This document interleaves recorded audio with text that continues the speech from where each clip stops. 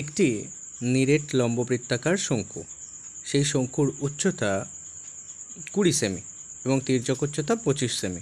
শঙ্কুটির সমান আয়তন বিশিষ্ট একটি নিরেট লম্ববৃত্তাকার চোঙের উচ্চতা 15 সেমি হলে চোঙটির ভূমিতলের ব্যাসার্ধের দৈর্ঘ্য আমাদেরকে নির্ণয় করতে হবে। তাহলে এখানে দু রকম চিত্র রয়েছে, এক হচ্ছে শঙ্কুর ব্যাপারে, আর একটা হচ্ছে আমাদের নিরেট লম্ববৃত্তাকার চোঙের ব্যাপারে। তাহলে দুটো সেপারেশন করে নিলাম আগে। তাহলে এরকম অঙ্ক থাকলে আমরা দুটো পার্ট বানিয়ে নেব, একটা শঙ্কুর জন্যে আর একটা চোঙের জন্যে। শঙ্কুর যে ইনফরমেশনগুলো দেওয়া রয়েছে সেগুলো নেব, চোঙের জন্যেও নেব। লম্ব বৃত্তাকার শঙ্কুর উচ্চতা দিয়েছে, আর উচ্চতাকে আমরা এইচ দ্বারা ধরি। তাহলে আমরা জানি এইচ হচ্ছে 20 সেন্টিমিটার। এই অঙ্কের ডেটা অনুযায়ী এইখানে রয়েছে 20 সেন্টিমিটার। আর তির্যক উচ্চতা আমরা এল দ্বারা ধরি।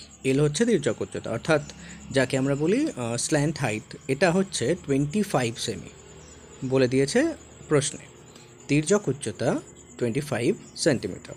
শঙ্কুটির সমান আয়তন বিশিষ্ট একটা চোঙের উচ্চতা 15 সেন্টিমিটার দিয়েছে। তাহলে এবার বলেছে কি, চোঙের কথায় আসা যাক। চোঙের উচ্চতা দিয়েছে, এক্ষেত্রে চোঙের উচ্চতাও আমরা এইচ ধরে নিচ্ছি। এটা কত? 15 সেন্টিমিটার, মানে ফর্মুলা অনুযায়ী এইচ আসবে, তাই জন্য এইচ ধরে নিলাম। এখন ভূমিতলের ব্যাসের দৈর্ঘ্য দরকার, অর্থাৎ ব্যাসার্ধ ধরে নেব। তারপরে ব্যাসার্ধ বেরোলে তাকে ডবল করে দেব। তা আর এর মান আমরা জানি না, তাই আরকে আমরা কোশ্চেন মার্ক দিয়ে রেখেছি। এখন এই যে শঙ্কুটা পাওয়া গেল, এই শঙ্কুটার আমাদের উচ্চতা দরকার, আয়তন দরকার। শঙ্কুর আয়তন বের করতে হলে আমাদের একটা ফর্মুলা ব্যবহার করতে হবে। আয়তনের ফর্মুলা কি? আয়তনের ফর্মুলা হচ্ছে 1/3 পাই আর স্কোয়ার এইচ।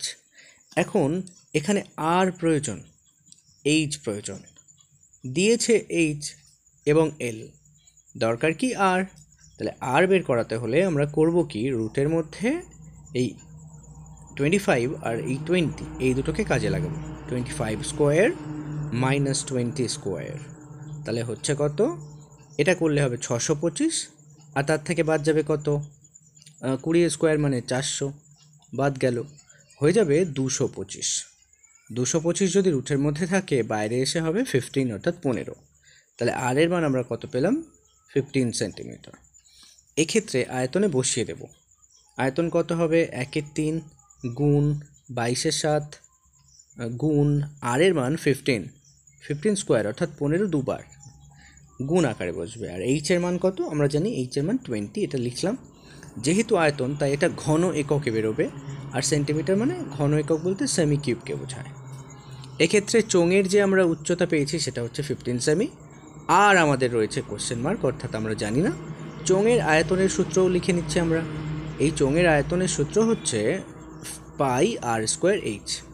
একটা জিনিস, এই পাই আর স্কোয়ার এইচ এটাকে 3 ভাগ করালে তবেই কিন্তু শঙ্কুর আয়তন পাওয়া যায়, অর্থাৎ হিসেব মতো চোঙটা শঙ্কুর থেকে 3 গুণ বড় হয়।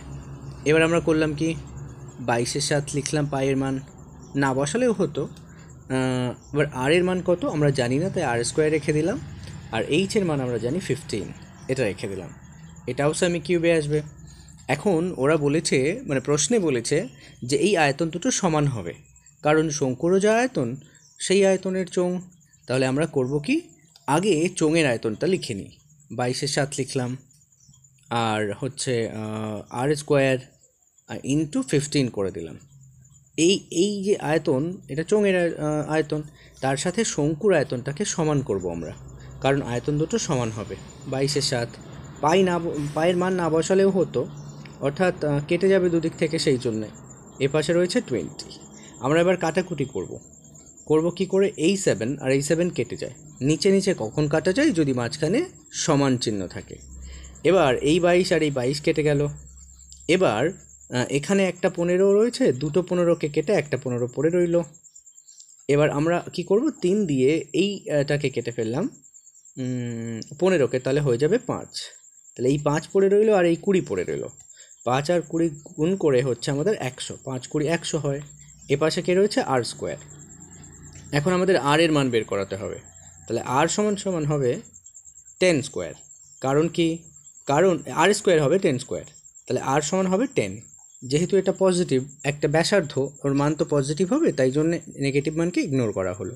তাহলে আর যদি 10 সেন্টিমিটার হয়, ওরা জিজ্ঞেস করেছে ব্যাস অর্থাৎ 2r কত হবে, 20 সেন্টিমিটার হবে। এটাই হবে এই অঙ্কের উত্তর। এই ধরনের অঙ্কেও প্রতিনিয়ত এই চ্যানেল থেকে আপলোড করা হয়। চ্যানেলটি সাবস্ক্রাইব করে সঙ্গে থাকুন, চ্যানেলের শর্ট সেকশনটি ভিজিট করুন শর্টকাট ট্রিকের সাহায্যে ম্যাথের জন্যে।